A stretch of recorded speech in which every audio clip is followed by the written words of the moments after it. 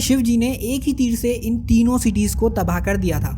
इस धनुष का शिव जी ने यूज किया था वो खुद माउंट मेरू को रिप्रेजेंट करता है और उस पे यूज होने वाला तीर वो खुद श्री विष्णु को रिप्रेजेंट करता है।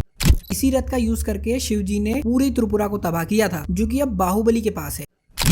तो बाहुबली इटर्नल वॉर का टीजर अब फाइनली यूट्यूब पर भी रिलीज हो गया है और भाई साहब इसके थिएटर प्रिंट देख देख के मैं परेशान हो गया था। बाहुबली इटर्नल वॉर की कहानी अमरेंद्र बाहुबली की आफ्टर लाइफ की कहानी हमें दिखाएगी, जब पार्ट 1 में उसे मार दिया गया था और उसकी सोल स्वर्ग या नर्क में जाने के बजाय पाताल में स्थित एक रियल में चली गई थी, जिसे कि हमें इस टीजर में फॉलन सिटी ऑफ त्रिपुरा के नाम से दिखाया गया है। इसे हम थोड़ा तफसील से आगे समझेंगे। पहले आते हैं टीजर पे। तो टीजर शुरू होता है शिवगामी के वॉइस ओवर से, जिसके साथ हमें बाहुबली 1 के भी कुछ सीन दिखाए जाते हैं, जहां बाहुबली की मृत्यु हो रही थी, या कह लो बाहुबली को जब कटप्पा ने मारा था, जहां शिवगामी कहती है कि बाहुबली का भाग्य उसके जन्म से पहले ही लिखा जा चुका था और उसकी मौत उसका अंत नहीं बल्कि उसे केवल नियति तक पहुंचाने का एक जरिया थी। एंड देन हम देखते हैं कि बाहुबली की जो सोल है वो एक रियल में जाते हुए हमें दिखती है, जो कि एनिमेशन के थ्रू दिखाया गया है। एंड जिसके साथ शिवगामी देवासुर संग्राम का भी जिक्र करती है। अब देवासुर संग्राम देव और असुरों के बीच की लड़ाई को कहा जाता है। जब जब असुरों ने तीनों लोगों पर अपना आधिपत्य जमाने की कोशिश की है, तब तक एक कॉस्मिक बैलेंस बनाने के लिए देव और असुरों के बीच एक लड़ाई हुई है और ये संग्राम काफी बार हो चुका है।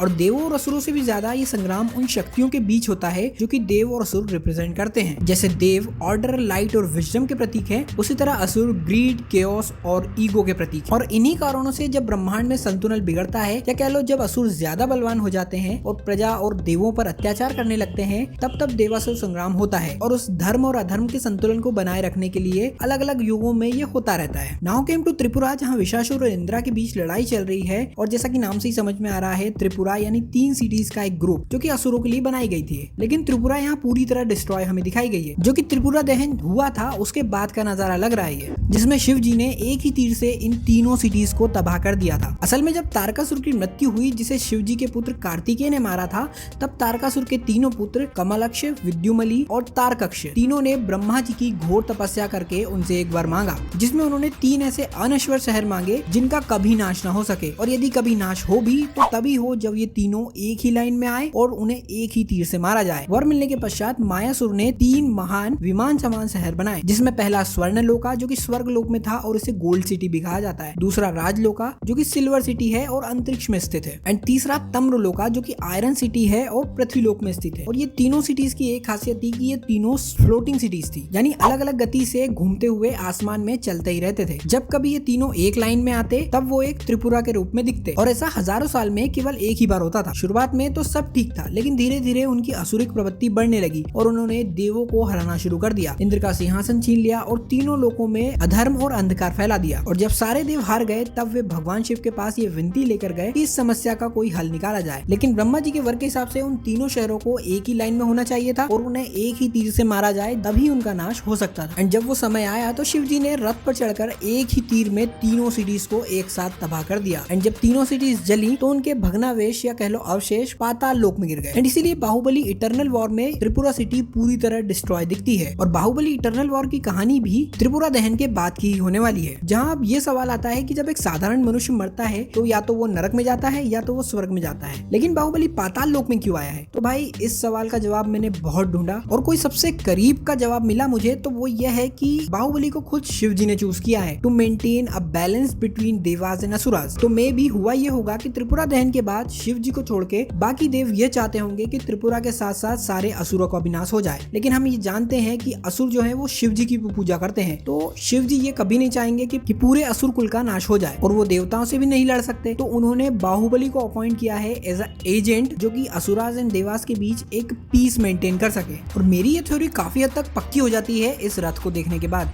जो कि अब बाहुबली के पास है। अब इस रथ की कहानी अगर तुम्हें नहीं पता है, तो जो त्रिपुरा दहन हुआ था उसमें इसी रथ का यूज करके शिव जी ने पूरी त्रिपुरा को तबाह किया था। एंड इस रथ को खास त्रिपुरा दहन के लिए ही डिजाइन किया गया था सारे देवताओं द्वारा। लाइक ये रथ एक तरीके से सिंबलाइज करता है सारे देवताओं को, क्योंकि इस रथ के अलग अलग पार्ट्स अलग अलग देवताओं को रिप्रेजेंट करते हैं। जैसे इस रथ के व्हील्स जो कि एक सूर्य को और एक चंद्रमा को रिप्रेजेंट करता है, रथ का स्ट्रक्चर जो कि पृथ्वी को रिप्रेजेंट करता है, और जिस धनुष का शिव जी ने यूज किया था वो खुद माउंट मेरू को रिप्रेजेंट करता है, और उस पे यूज होने वाला तीर वो खुद श्री विष्णु को रिप्रेजेंट करता है। एंड देन उसमें यूज होने वाली जो डोरी थी, जो धागा था, वो स्वयं नाग वासुकी को रिप्रेजेंट करता है। एंड एक तरीके से सारे देवताओं को मिलाकर ही ये रथ को डिजाइन किया गया था टू डिस्ट्रॉय त्रिपुरा। एंड भाई अब ये रथ बाहुबली के पास है, या ये कह लो कि बाहुबली ने खुद तपस्या करके इस रथ को हासिल किया है। लाइक हमें टीजर के शुरुआत में ही बताया जाता है कि किस तरीके से बाहुबली जो है वो तांडव कर रहा है शिवलिंग के सामने, या यूं कह लो कि बाहुबली को उसकी तपस्या के फल स्वरूप में ये रथ मिला है। एंड जिस भी कारण से मिला हो, लेकिन यही वो रथ है जो कि शिव जी ने यूज किया था त्रिपुरा दहन के लिए। एंड अब ये बाहुबली के पास है, तो हम ये कह सकते हैं कि शिव जी ने ही उसे चूज किया है एज अ एजेंट। बाकी ये सिर्फ एक थ्योरी है जो कि शायद सत्य हो भी सकती है और नहीं भी। बाकी ऐसी कोई थ्योरी अगर तुम्हारे मन में भी है तो मुझे कमेंट में जरूर से बताना। बाकी